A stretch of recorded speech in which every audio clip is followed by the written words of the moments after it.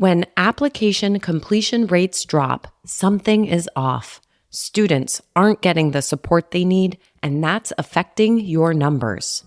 Enter Element 451's AI assistants. They step in where students struggle, offering real-time answers and advice, guiding them through every step. Learn how AI assistants can boost your enrollment outcomes. Visit element451.com/AI team to learn more. I definitely think it is very easy to be conflict avoidant in roles like this and to just kind of sweep things under the rug. But the more you sweep under the rug, the bigger the pile just gets. And eventually you're stuck with this big mess that you've now created because you didn't directly address a situation in a way that could help you and the employee move forward to a better place of productivity.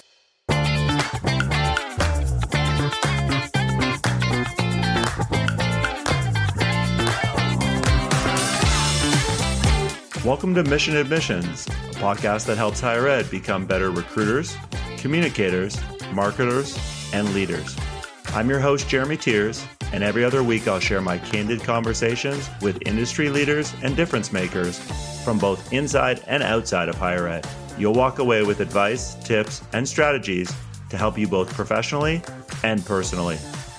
Mission Admissions is part of the Enrollify Network, a robust collection of podcasts designed to help higher ed professionals like you grow. Explore our other shows at enrollify.org or check out some of my personal favorites linked in the show notes below.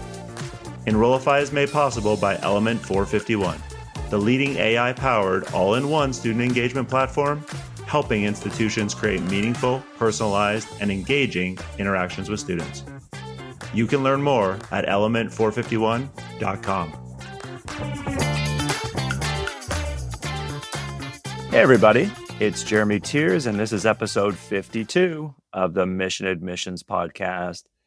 And I'm excited to introduce everyone today to a higher ed middle manager who I've been told is doing some wonderful things down at the University of Louisville. Stephanie Dickerson is the Associate Director of Admission there, and she is responsible for managing all of the first-time freshman recruiters, as well as UofL's admission scholarship programs and their recruitment strategy for attracting diverse students. Fun fact about Stephanie I learned in preparing for this is at the end of this past school year, current UofL students were asked by one of the offices on campus to submit names of faculty and staff members who went above and beyond in providing them with exceptional support. And Stephanie happened to be one of a handful of people who got recognized, which I think is pretty amazing and pretty cool. So welcome to the show, Stephanie. Thank you. Thank you so much for having me. Yeah, you did some digging. I forgot all about that. So yeah, just something that comes naturally that you just do. And I always like to give flowers, whenever I can, because it's funny. Whenever I start a training workshop, I find, Stephanie, a lot of people are like, oh, really? Like one conversation is going to make that much of an impact, or one little thing I do is really going to help a student, maybe their parent or family member. And I'm like, you have a chance every single day to make an impact. Number one, it's an amazing responsibility, but like how many people can truly say that about their job? And leadership obviously is something I know that you are passionate about too, which is where I want to spend the bulk of our conversation today. And so giving a real quick origin story to the audience, you started at UofL in 2017 as an admissions counselor. Mm-hmm. Stephanie, help everybody understand, how quickly did you know, or maybe you even had some ideas going into your role as a counselor? Like, leadership is something I think I want to explore. Like, do you remember when that roughly happened, and what was it that ultimately led you to believe, yeah, this is something I want to try? Yeah, so within that first year of being here, I kind of quickly had two other team members that started behind me, and I kind of, functioned in this mentorship kind of capacity to them, and we really kind of helped with the development and working together to make sure that they got off on the right foot. And that was definitely something that I felt like when I started could have used some of the improvements. We love the onboarding process and always figuring out new ways to make sure staff are adequately prepared to do their job. So working with two of them and seeing them just grow and flourish. And the one is actually my assistant director of in-state recruitment now. So he works directly under me, just to see him kind of progress the organization and learn the impact you can have on building people and really kind of pouring into them to develop them kind of started me on knowing, okay, I kind of have some higher aspirations of what I wanted to do within the admissions arena. So that would be the standout moment if I had to pick one. Any, before we jumped on, to give the audience a little context, you and I were talking about just tough situations that happen, right? Anytime you're in a position of leadership. Thinking back, was there any, concerns or reservations where you're like, okay, but then if I get into a position of leadership, as awesome as all these things are, boy, there's going to be some tough, like, did any of that, in the back of your brain cause you to maybe say, I don't know if I want to do this? Or was it really like, no, there's enough positive things, I think, that outweigh anything like that? Yeah, so I think I definitely had reservations. I've always come in as one of the younger people here in the office and knowing that if I progressed, there would be age and other kind of factors of wondering if people would think that you have the clout that was necessary to move into leadership within an office where there are some definitely tenured folks around me and part of our overall management team who have been here double-digit years, and just thinking about the dynamics of coming into a very well-developed leadership team as the newbie. That definitely kind of gave me pause for a moment, but ultimately, like you kind of said, I thought the positives and the impact I could have not only on this team, but the university and the enrollment stream and making the kids' journey, really impactful to higher education kind of outweighed some of the reservations that I had that ultimately made me make this decision to move into this arena. So What makes somebody a good leader? I'm always just curious to hear what anybody thinks, but especially somebody in leadership. What do you think makes somebody, regardless of their title, a good leader? yeah, so I think even prior to moving into a formalized management role, I think there are, like you said, qualities you can exhibit that kind of make people see in you the ability to move into a role and to be a good leader. And one of those I definitely think is empathy. I think that oftentimes when we're in a workplace, people can get caught up in these people are just people who work here versus they're actually people. So being always able to understand kind of the full scope of what may be impacting somebody's ability to perform or to be at work, and then coming from a solution oriented mindset about, okay, I know all these other things are going on. How can I support you? What can we do just to make sure you're able to still be successful here? So I think empathy is a huge one. I think being kind, but also having standards is kind of where I come from with my team that I have. They know I have an open door policy. Anytime they want to come in, I'm here, I'm available to them. But also, they know there is a standard and an expectation of how we serve students, how timely we turn applications around, how we're communicating with our counselors and families, being kind, but holding people to a higher standard of performance, I think also adds to the level of respect that they have for you, knowing you're not just trying to come down on everybody, be this super hard manager, but it comes out of a place of wanting to make sure the people we are serving's experience is the best that we can possibly give them. So empathy, kindness, setting clear standards and expectations, but also never being too big to do something you're asking your team to do. So literally just got back from Lexington out to go do a visit at a high school. So I'm still boots on the ground, even in this associate role with having a recruitment territory, still reading applications and working with families and students on a regular basis. So there's never anything that I'm going to ask of my team that I'm not also willing to do myself. So I would love to unpackage the empathy part a little bit, Stephanie, because you're not the first person to bring it up, right? And I agree. I think empathy no longer is a nice to have for any of us. I would argue as Mhm. humans, let alone leaders, it's a must have, right? What do you think if you struggle with empathy, if somebody came to you and said, Stephanie, I'm in a position of leadership, you talk about empathy, like I struggle with empathy. How do you help somebody become more empathetic? Oh, that's a really good question. Okay. So, yeah, I think, like you said, some folks, it just comes more naturally. And I have a background in secondary education prior to coming to higher ed. So I think some of that just was part of who I, have been. But I think that having people being able to take a step back and examine a situation, even if it's one they maybe can't understand, but to realize, like, just because this is maybe not a big deal to you and you're not understanding where somebody is coming from, clearly the a level of comfort a person has to come to you to explain this to you means it's important to them. So whether you're able to relate to it, whether it's not something you've personally been through, whether you think it's small potatoes, but to this person, it's definitely something that is impacting their ability to be here and to just be a listening ear first and foremost. Sometimes people don't want you to solve their problems, they just want you to listen. And also to not discredit anybody's feelings or emotions as they're explaining those to you, I think are some of the first things that you can do. So listening and then not discrediting when folks are talking to you are some good starting points. I feel like I'd recommend to folks who are maybe struggling to be empathetic. So if you don't have anything empathetic to say, anything nice to say, just listen. Is always what I tell folks is the key. You're right. It's not going to come as easy to everybody. But listening, I would argue, regardless of how empathetic any of us are, like we can all, again, I would argue it's a skill we have to work at, but we can all do that for the most part, and still have somebody say, at least you're listening to me, even if, Hmm. again, you're not able to quote unquote help me. That's what we, I think, all want at some points in our lives, Yes. right? It's just listen to us. So we talked about a little bit about the importance of clarity earlier and having clear expectations. And you referenced the idea of, hey, I know there were some things that maybe when you started, you're like, yeah, this would have made my onboarding a little bit easier.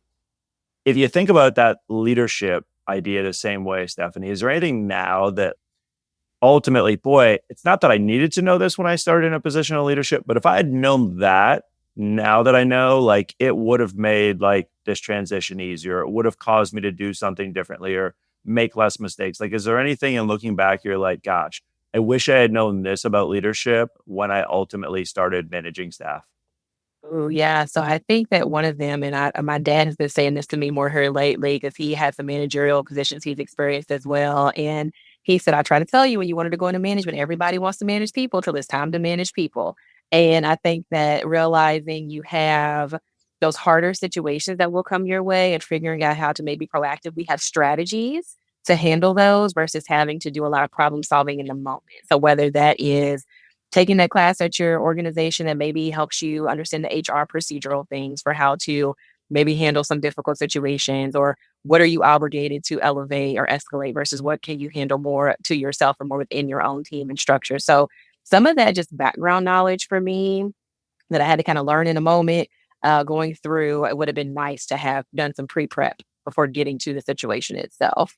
But even when you rise and come up on a situation, knowing who to contact at your university or organization, knowing that you have support in your upper leadership within the office and just not being hesitant to ask them questions when you don't know something is always something that I think some of us struggle with because we don't want to seem like we don't know the answers. But I'd rather ask somebody and get the right answer than to be asking for forgiveness later on some things. So, yes. Well, thank you for sharing that. And I love that that's which way you went with that answer, because I truly feel like I have this discussion with middle managers a ton who say, oh, Jeremy, I think I want to be a director one day or an AVP or a VP of marketing or enrollment management or whatever it is. And I'm like, you have access through social media, through all Mhm. kinds of things, right? To people, unlike I grew up and went to college in the 90s. Yeah, the internet was not as mature. Social media basically didn't exist. You couldn't, without cold calling or showing up unexpectedly, Mhm. just go like introduce yourself to people. And I'm always telling people, reach out to those people now. And you know what? It might take you 10, 15, 20 people to reach out to before somebody's willing to have a conversation with you. But to your point, getting those insights earlier on, I think not only potentially prepares you better for an interview than if you're going to go interview for a position, but it gives you some of that clarity and helps fill in some of those unknown blanks that I think, to your point, hopefully it then gets you thinking, okay, if I ran into that situation, how would I handle it? Right. Versus, Mhm. oh, I'm actually in the moment. I haven't really thought about it. Oh my gosh. And listen, that's going to happen to us. I get it. But we have, again, tools now, Stephanie, and that's the push I make to people. You have tools now that can help prepare you better for a lot of these common situations. It's not about Absolutely. waiting until the situations happen, right? It's about obviously trying to be proactive, as you said. I would love to know if anybody's ever had a conversation with you about your leadership style, meaning when I am having conversations again with a lot of middle managers, Stephanie, or even senior leaders, quite honestly, at that AVP, director, and VP level, I'll ask a lot of them, hey, talk to me about your leadership style. And they'll be like, what do you mean? And I'll be like, how do you manage and direct your team? And again, they're kind of like, well, like I use empathy or I do this, right? I'm like, okay, but have you ever actually thought about your leadership style? And I'm amazed at the number of leaders who have really never truly defined it. And so I'm just curious, do you have a specific leadership style? Mhm. And if so, did somebody sit you down and say, hey, Stephanie, like this is something you need to think about, or just it somehow developed over time, just as you were going through your leadership journey? Yeah, I think it's definitely something that has kind of developed over time. Prior to being here at UofL, I did manage in a retail chain like way back in college. So I had kind of that purview and experience as well working with younger folks in that role. But I think that, yes, it's definitely developed over time. I've always been a person who likes to lead by example. So as kind of mentioned, leading by example, meaning I'm able to do everything that I'm asking of you. I'm willing to do everything I'm asking of you. And I don't have unrealistic expectations of you because I also am definitely willing to step in and do these things too. But amongst my team, I'm also a really big collaborator. So even though I have two assistant directors who technically report to me, it is very much a collaboration between the three of us. I often call them both my right and left hand when I'm here at work because we talk so often. It's definitely a joint effort of what do we think is best in this arena of potentially expansion of a program, or what do we think about implementing these new visit types or doing these things and making these pushes and implementing a free app week. So the three of us kind of work more in a linear fashion as opposed to I'm more over them. So I think collaboration has always been a really big one for me. And same thing with my counselors who are on the team as well, asking them, hey, this is your territory of management. Let's sit down together and look at what you think is the best way to attract students from Eastern Kentucky, Western Kentucky, wherever that might be. So leading by example, collaboration.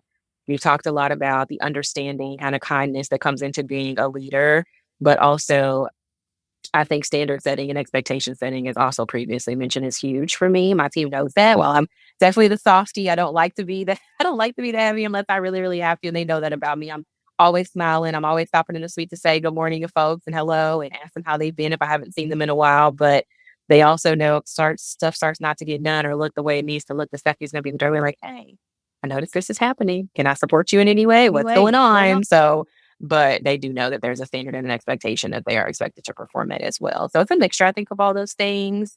I've gotten better at the harder conversations and the more like stricter side of like what management may require at times, which doesn't come natural to me. So I have to work at that and really try to function in that arena when I have to. But it's definitely gotten easier to do as time has kind of gone on. So That's awesome that you're comfortable sharing that. I greatly appreciate it. And it is hard, right? Like none of us is 100% good at everything, right? Anytime we start at a position. So it is a learning process, but I'm always asking people, right? Are you swimming, right? Are you treading water or are you sinking? Swimming means mhm. you're actually moving forward, treading water, obviously, like you're getting by, and sinking, obviously, you're not doing well. And you always, hopefully, are moving forward, even if it's not, at the pace you want it to be at. And so we all make mistakes. It's a matter of learning from them. But I would be curious to know if you're comfortable sharing.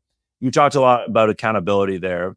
That's something literally from day one, literally when you were in a leadership position, you make clear to your team, hey, like I'm going to be here to support you, but I'm telling you, I'm also going to hold you accountable if things aren't getting like, did you literally verbalize it that way to them, Stephanie, or did you say it another way, or just how did all of those expectations ultimately get verbalized that then I think ultimately allow you to hold them accountable in a way that works? Yeah, so I think it was an interesting kind of progression of how that happened with me being already in the office for so long. And a lot of the people I then came to manage had known me as a colleague prior to managing them.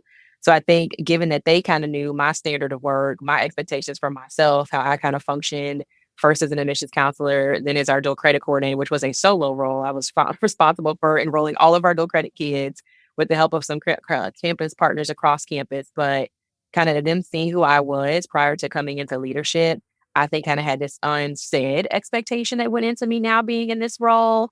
But I do think when I formally got into the position, we had our first formal staff meeting and everybody was like, we're so excited for this unit's opportunity. I just kind of reiterated to them, hey, you guys are all amazing. Prior to me coming into this role, I'm very fortunate to be managing you all because each one of the people in my team, I genuinely feel deeply cares about students. And that is a rarity, I think, to have a really good, strong team who functions well together and functions well with the people they serve. So just in that initial talk, super excited to be, working with you all and figuring out the ways to support you and develop you for us to continue to move forward with this level and standard of greatness we already have as a team here in this office. So that was kind of how more I set the standard with them to know I expected the same kind of functionality with them already being great from get go. So it was a little easier, I think, for me than maybe some folks who are coming in from an outside organization into a new team dynamic and structure. But, half my team is older than me. So trying to manage that dynamic of how do you hold my regional folks and my assistant director of out-of-state recruitment who is older than me and have years of experience that I don't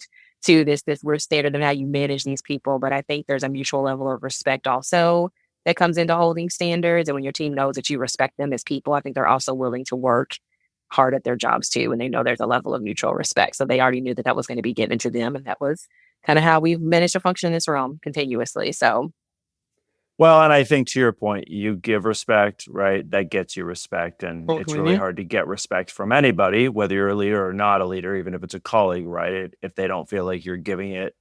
I would be mhm, curious to know, again, we talked a little bit earlier about tough conversations and we referenced that. If anybody listening to this, Stephanie, is like, gosh, I struggle with accountability. Like I've talked about it. I told my staff I'm going to do it, But then, Stephanie, you and I both know that there are leaders out there who struggle with the execution of actually holding people accountable. And I would argue, gosh, if you say you're going to hold people accountable and then you don't hold people accountable, that causes a whole bunch of other issues. And so Yes. any advice, I mean, I asked you for advice earlier about empathy, but if somebody out there is same but different, struggling with, gosh, how do I do the accountability part? Whether it's because they're worried, oh gosh, and I'm friends with this person and they're going to be mad at me, or they're going to, whatever the reason is, right? I'm just giving examples. I know I hear a lot. Any advice for somebody around, hey, if you don't hold somebody accountable, like this is what you're going to run into, and or here's again things that you have found that work when it comes to holding somebody accountable when they're not delivering or performing on things you've talked about. Yes. So I definitely think it is very easy to be conflict avoidant in roles like this and to just kind of sweep things under the rug. But the more you sweep under the rug, the bigger the pile just gets. And eventually you're stuck with this big mess that you've now created because you didn't directly address a situation in a way that could help you and the employee move forward to a better place of productivity. So I think that just one, open and honest conversations with your staff is the first one. And it literally can be a low stakes kind of conversation when you're first initially addressing the issue, like, hey, I noticed that, these things seem to have been going on. I noticed some of your applications are behind, or you seem to be getting behind on emails and communications. Do you want to talk more to me about what's going on? Is it something I can do to kind of support? So at least you're making them aware that you are aware there's a problem. It's the first thing. So then maybe that puts them on a higher alert to be like, oh snap, let me reel it back in and like recalibrate and get back into a place of functioning where my director needs me to function. So just having that conversation initially, usually for me, has been a good starting point to then kind of see them turn themselves around. In a situation where a conversation maybe doesn't work, I do think that whether you think you're being clear verbally is one thing, but it's also another thing to kind of reinforce what has been said in maybe a more written, organized format. I'm a very type A personality, so I love lists, I love bullet points.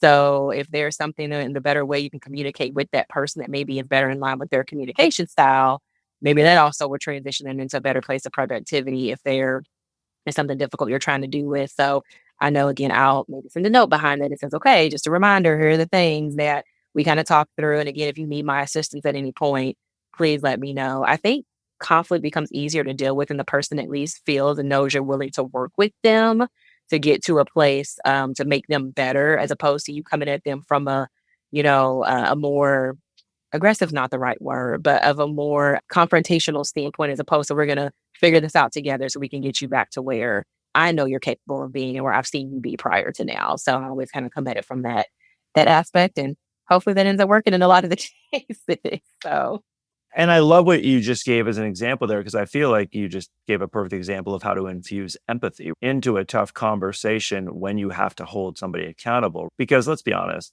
if I'm your boss or you're my boss, Stephanie, and one of us has to have a conversation that's tough with the other person, it's really easy to come across as attacking and basically without saying, I'm saying you suck, Jeremy, or I'm saying you suck, Stephanie. Like that's the way it gets taken.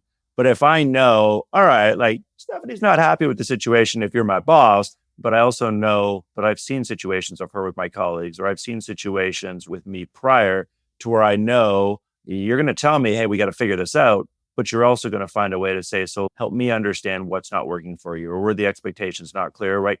Whatever it might be, versus saying, I'm just going to tell you did it wrong. And I'm going to tell you have to do it right, and or tell you, how to do it right, without, back to collaboration that you touched on earlier, making you as the employee part of the solution, which I always think is something I'm always impressed at leaders who do a good job of saying, I'm not just going to tell you what to do, but I'm going to lead you, if that makes sense, to kind of the path I want you to take, or I'm hoping you're going to take, to try to figure this stuff out on your own, so that then you don't feel like, well, I'm only doing this because Stephanie told me to do it, versus I'm doing it because I understand, all right, it's not working what I'm doing now, and maybe this is an alternative route to go, right?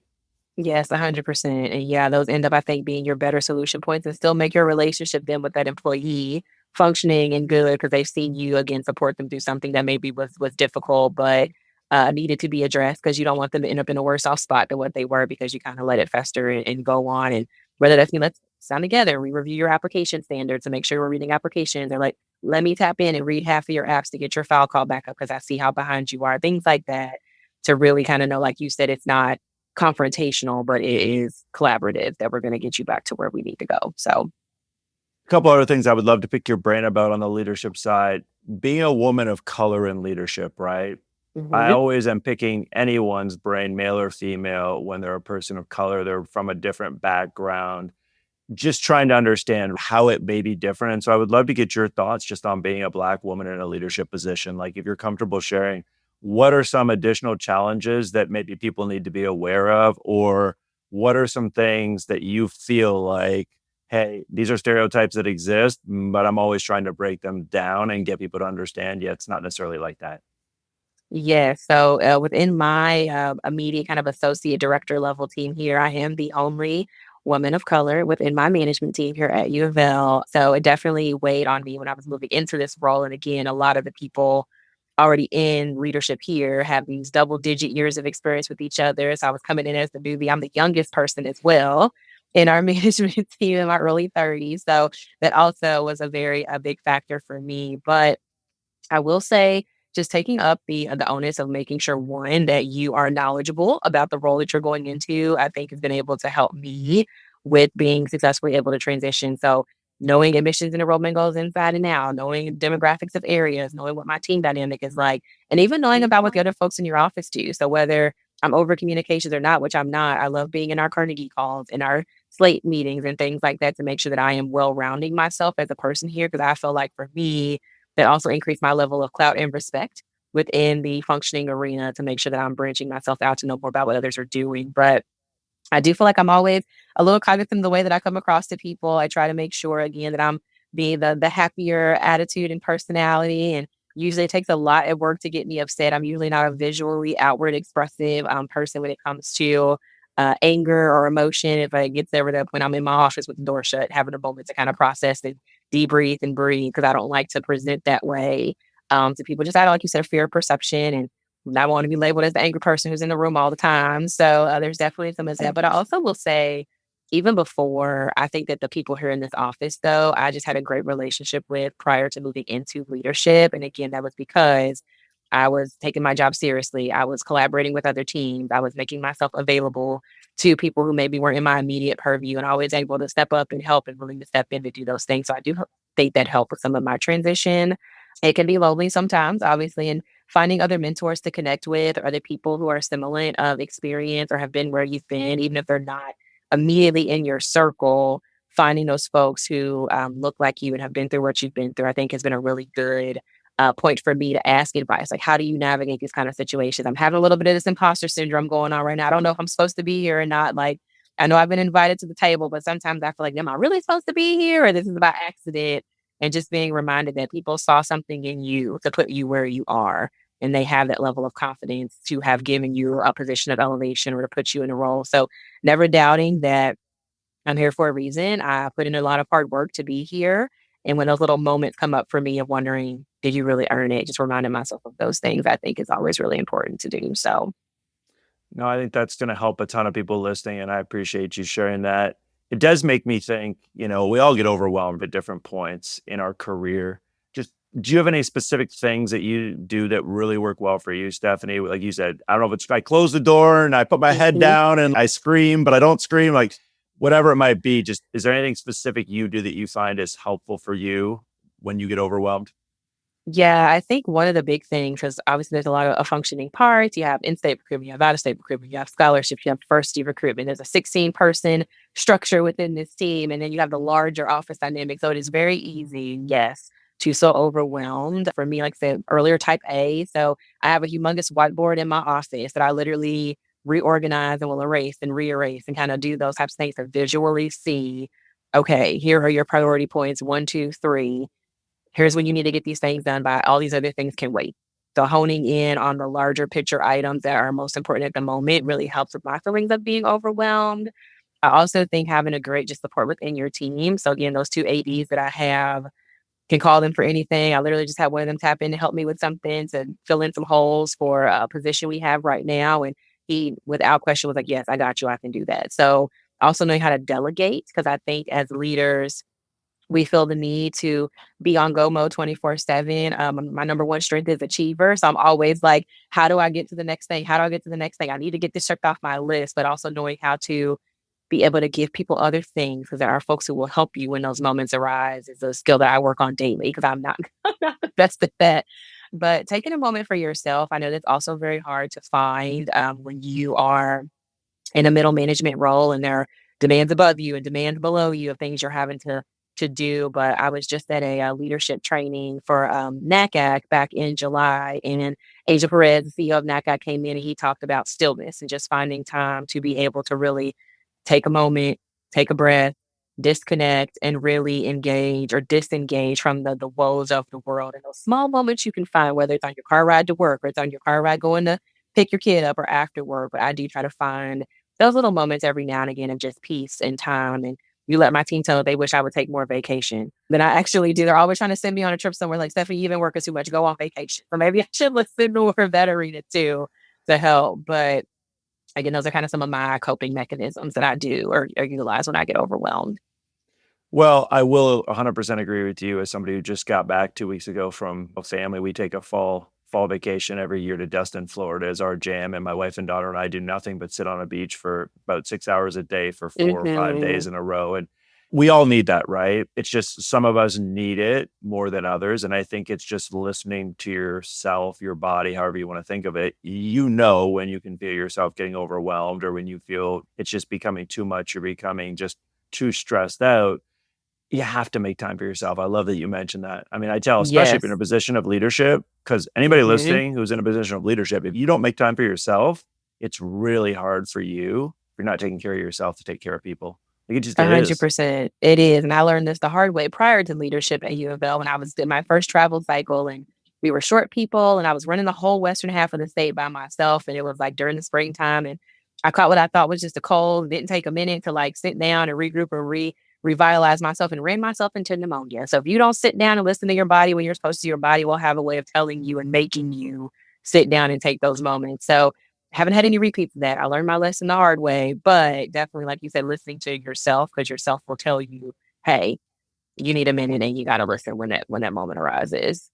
Organization is the other thing I wanted to ask you about because, as you just alluded to a few minutes ago, right? There's so many different things that, quite honestly, everybody in higher ed is tasked with, let alone somebody in leadership. And if you're not good at delegation, that obviously introduces a whole bunch of potential other problems as well. So I feel like organization doesn't get talked about enough, Stephanie, especially in higher ed. I feel like it's such a big part, especially when you're in a Mhm. position of leadership, of like you functioning and being as successful as you could be. So, like, are there things that you've just, whether you've always done them or, hey, no, I literally only started doing this months ago, weeks ago, a year ago, whenever, like, what's something you do either every day or, at least maybe even every week or every couple of days that you feel like, gosh, like this really helps me either just execute all my tasks on my to-do Mhm. list or just continue to move forward?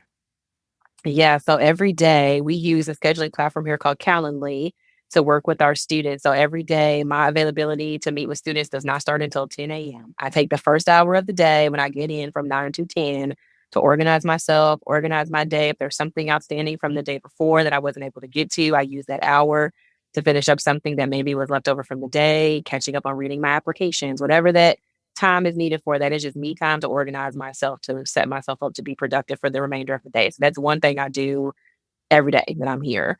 I'm a big color coordinator on my calendar. So I have things into pockets to know these are in office things, these are recruitment related things, these are maybe scholarship related tasks. So I can visually see within my day what my time is going to. So if I've noticed I have a designated time to getting ready for scholarship season and reading to start in January. Okay, maybe I need to reorganize some of my other obligations to make sure I'm prepared for that arena as well. So the colorful representation on my calendar also helps me with knowing that I am getting things done appropriately and adequately. I mentioned my big whiteboard in my office, which is also my best friend. It's designated and split into like three different categories. I have my main admissions things, I have my Kentucky ACAC things, and another committee that I chair for my division here. So it's like three quadrants that I have organized based on where those responsibilities fall. And I give myself little internal deadlines, but also visual deadlines of when things need to be done. So usually between those three things, I tend to be able to organize pretty well in that arena.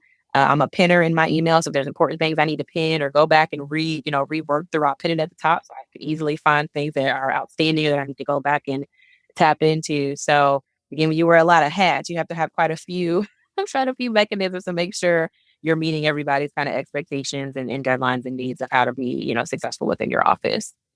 Yeah, and I love that you said there's not one thing, right? There's a whole bunch of things. Because I don't know anybody who's always told me, yep, there's just one thing I do every day that helps me stay on task. They're going to no, that's the point. There's a whole bunch of other Mhm. things, and we're all different. And so, anybody listening, I really encourage you to think about your day and where could you be more efficient? Because I would argue we can all, be more efficient, even if it's only getting back 15, 20, 25 minutes a day. Think Mhm. about what you could do in that 15, 20, 25 minutes a day that might Yes. allow you either in a position of leadership to serve your staff, or even if you're just an admissions counselor and you're brand new, it allows you to potentially connect with that many more students, prospective parents, high school counselors, other influencers, whoever it might be, right?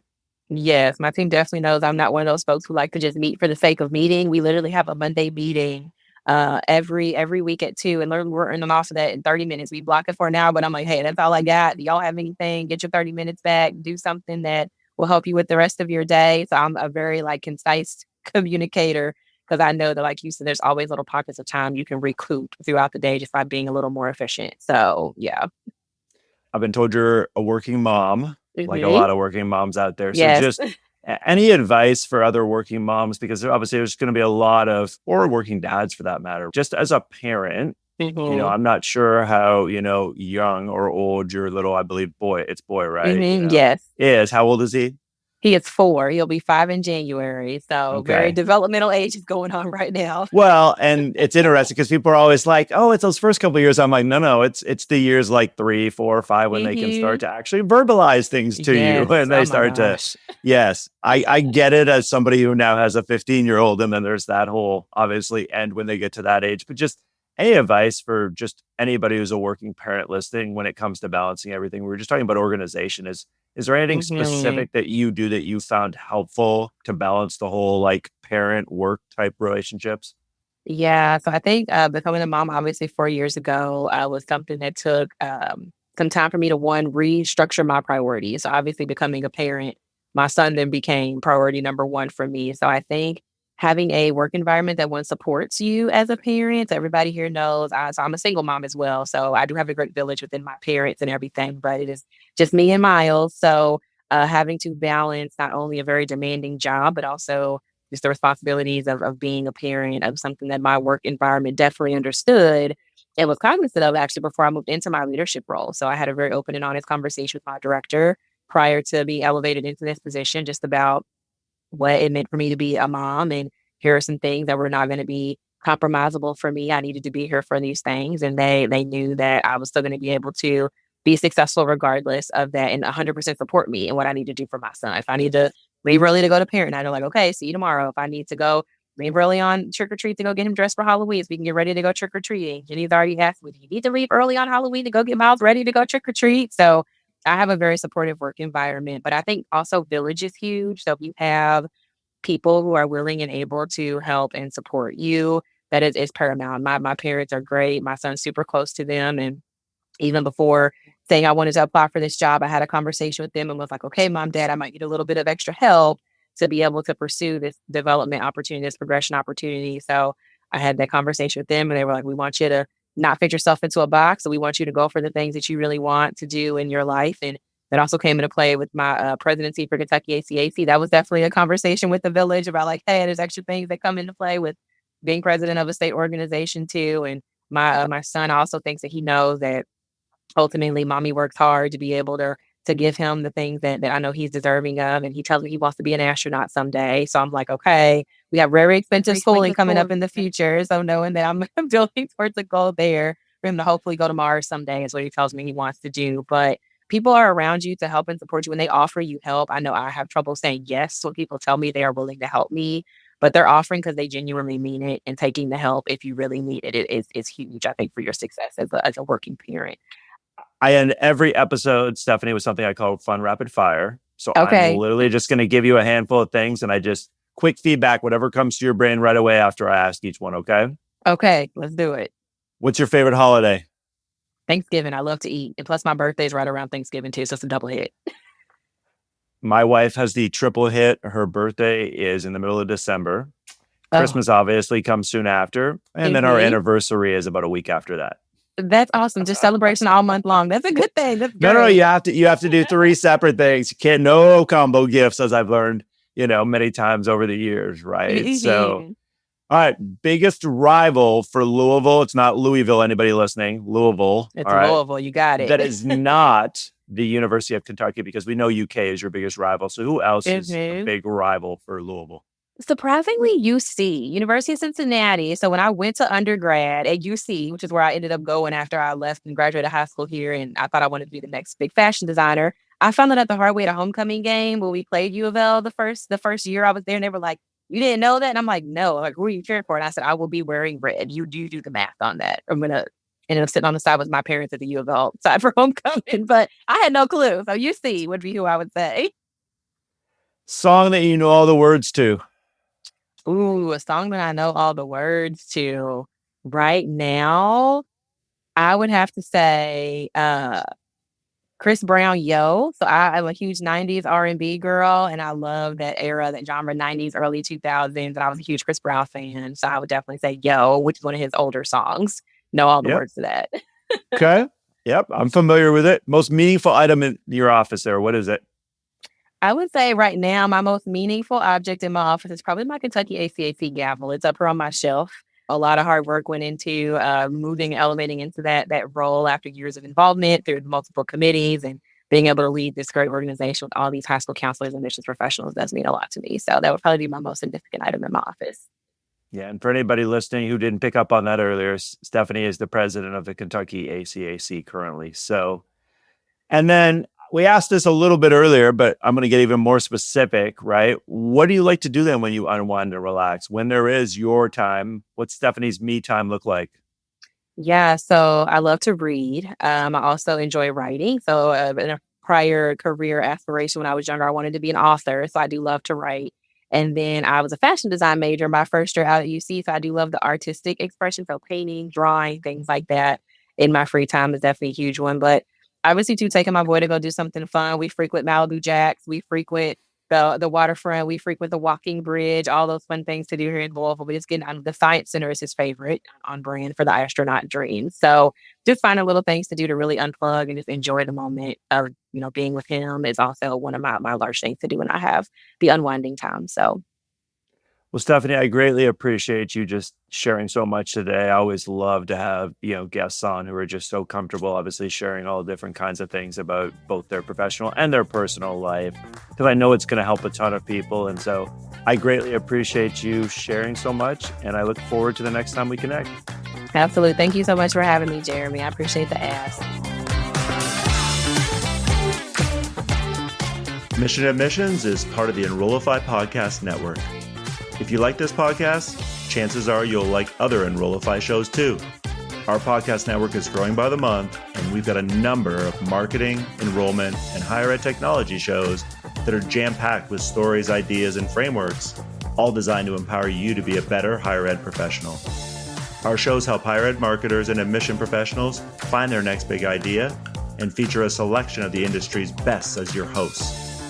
Learn from Jamie Hunt, Allison Tercio, Day Cabilds, and so many other amazing leaders in the higher ed space. Enrollify is made possible by Element 451, the leading AI-powered all-in-one student engagement platform, helping institutions create more meaningful, personalized, and engaging interactions with students. You can learn more at element451.com.